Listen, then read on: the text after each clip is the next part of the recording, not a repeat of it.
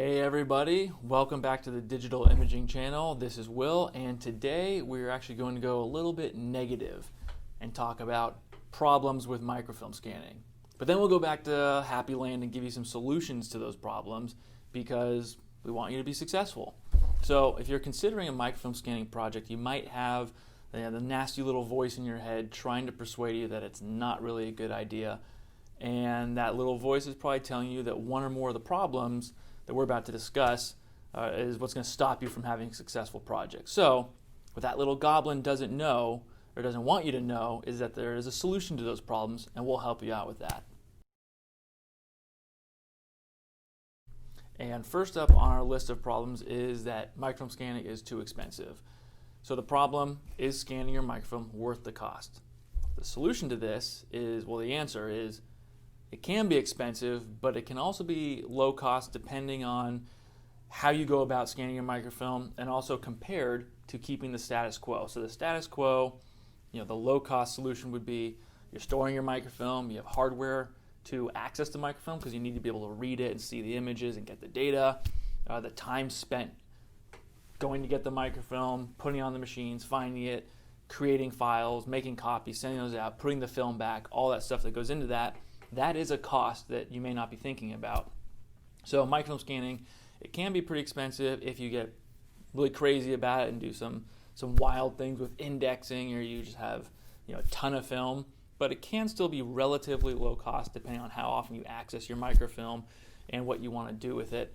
And we do have an entire article about how much microfilm scanning costs. So you can head over to that blog and read the information about how much it might cost you to scan your microfilm to get an idea of, okay, is this worth the benefit? Is this worth squeezing the juice out of this lemon to scan my film as compared to doing what I'm doing now?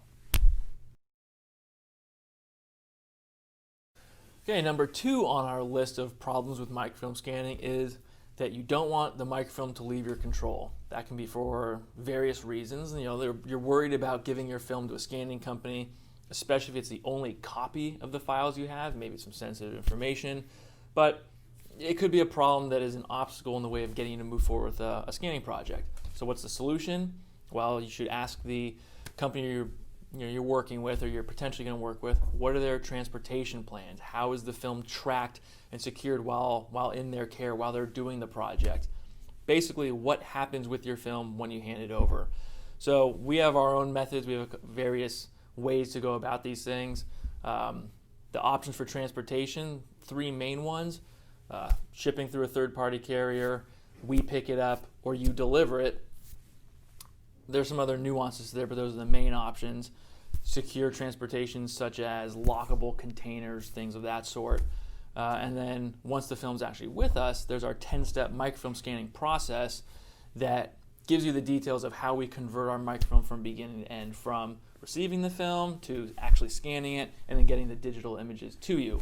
So the transportation and the film scanning process are individual articles on our website that you can read for specifics, but those are things you should be asking anyone you're vetting regarding scanning your microfilm. How do you handle these things so you know and you get that warm and fuzzy feeling inside before you give your microfilm to them for a scanning project?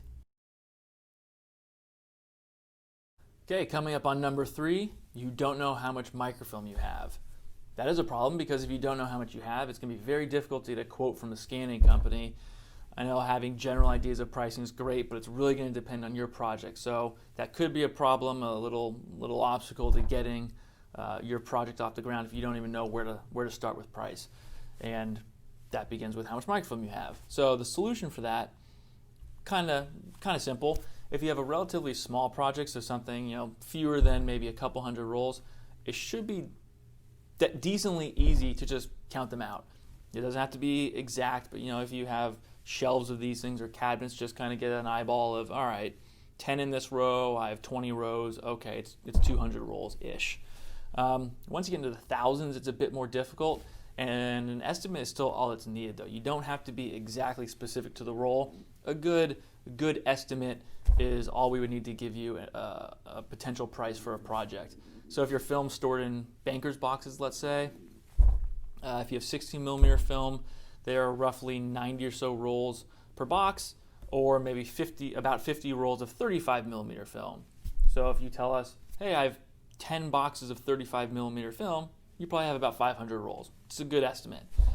If the concern is more about starting a project and your estimate is off, and you, for some reason, you're under budget, or excuse me, you're over budget, and you need to pay more than you thought because the estimate was off, you can get something like a capped amount, something like, hey, I think I have about 600 rolls. Maybe we tell you, all right, it's going to be no more than $15,000 for 600 rolls. Start there, something like that. So if you do have more than that number of rolls, you can at least know that your price is capped and you won't go past that up to that number of rolls.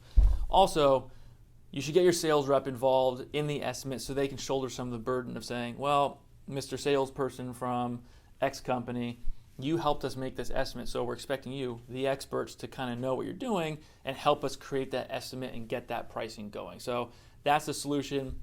Get a decent estimate, involve your sales rep so they can help you create that scope and make sure the count is pretty darn close. Next on the list of problems is that you are not sure which type of microfilm you have, and it really comes down to, if you don't know which type of microfilm you have and you don't know how the variances will affect your scanning price, you may be concerned about moving forward with the project. So knowing which type of film you have will help the company you're working with understand what they're going to be getting and be able to price that out for you. And the solution is that you just need to have a general idea of, I think I have about X number of rolls that are this type. Here's some nuances to it. Here's the type I think it is and how I want it scanned, things of that sort. And what we can do here is actually, this is one of our pages. This is actually one of our pages on our site. It says what kind of microfilm do you have. It includes microfilm, microfusion, aperture cards. We'll just look at microfilm. And it gives a few pictures of different types of microfilm, so you can basically pull your roll apart and say, oh, okay, I have that. So you have 16 millimeter. They're going to be smaller images because it's usually office-sized docs that were scanned, or maybe checks or something. This is called simplex because it's just one image per frame, just next to each other. Here's more 16 millimeter. Those look like little checks. That's duplex. Duplex is usually a longer roll, so instead of a 100-foot simplex roll, it's usually going to be a 215-foot roll, and there are more images because you're basically doubling up how many images per frame. Usually costs a bit more. M-type cartridge film, that's not really going to change the price. It's just so you know what you have, because sometimes that confuses folks. ANSI cartridge is another type. How the film's laid out, that could affect pricing, not necessarily. 35 millimeter microfilm we're looking at here. They're going to be larger frames, and it's because the microfilm was created taking photographs of oversized documents like newspapers, engineering drawings, land records, official records, things of that sort. Then you have things like blips, those little marks there. That's a single level. Double level blips where you have a fat blip, little, fat, little. All those things can potentially affect price, but really it's important that you just understand what you have. You take that roll, you look at it, say, all right, I have X number of these types of rolls, Y number of these types. Very helpful for your sales rep, whoever you're working with, to start getting that scope together and putting together a price. So that's the solution to not knowing which type of film you have. Head to our website, check out this page, look at the pictures, compare it with your film. Next is number 5. I don't know how to organize my digital files. So expand it a bit. The problem is that scanning is really just one part of the conversion process.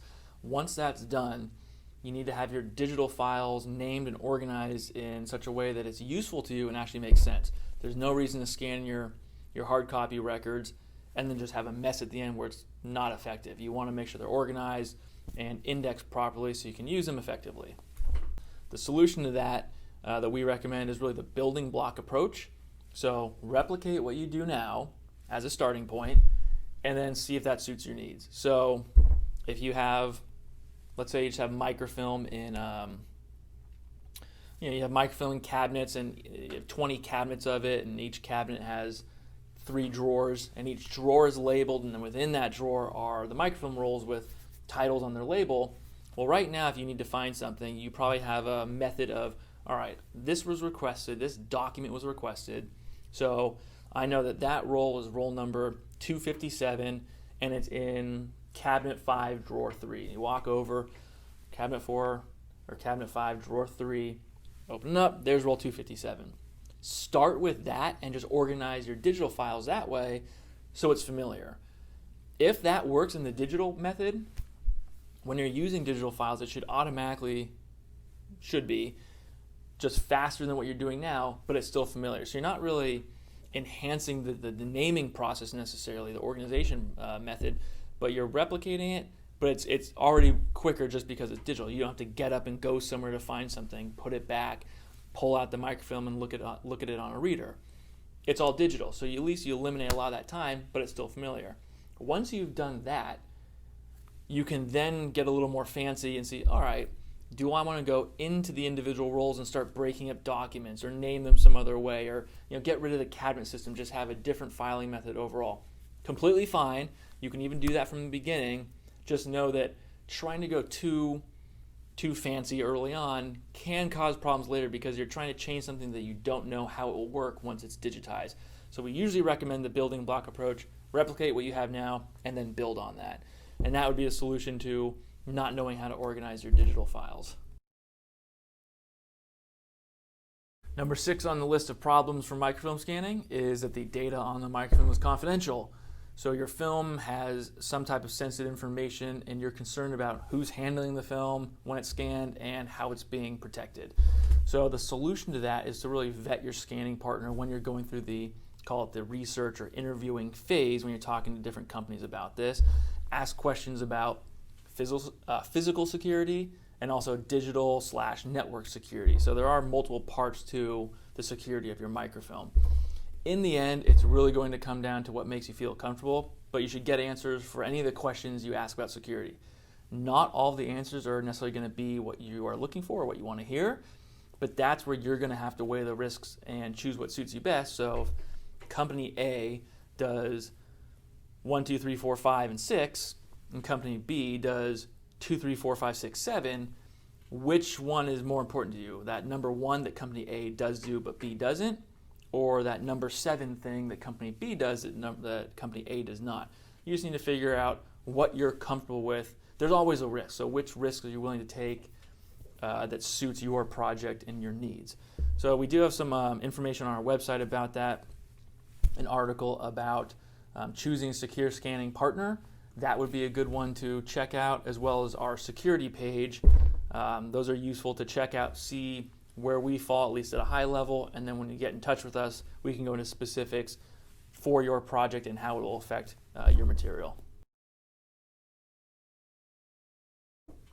Number 7, the last one on our list of problems with microfilm scanning is that you're saying, I use my microfilm constantly and I can't be away from it. So the problem comes down to you're using your microfilm on a regular basis and you just aren't sure how you're going to be able to do your job if you don't have it readily available. Assuming you go forward with a project, you're thinking, well, you have the microfilm. What if I get a request? What if I need to access this film? What happens? You have it. I can't get to it.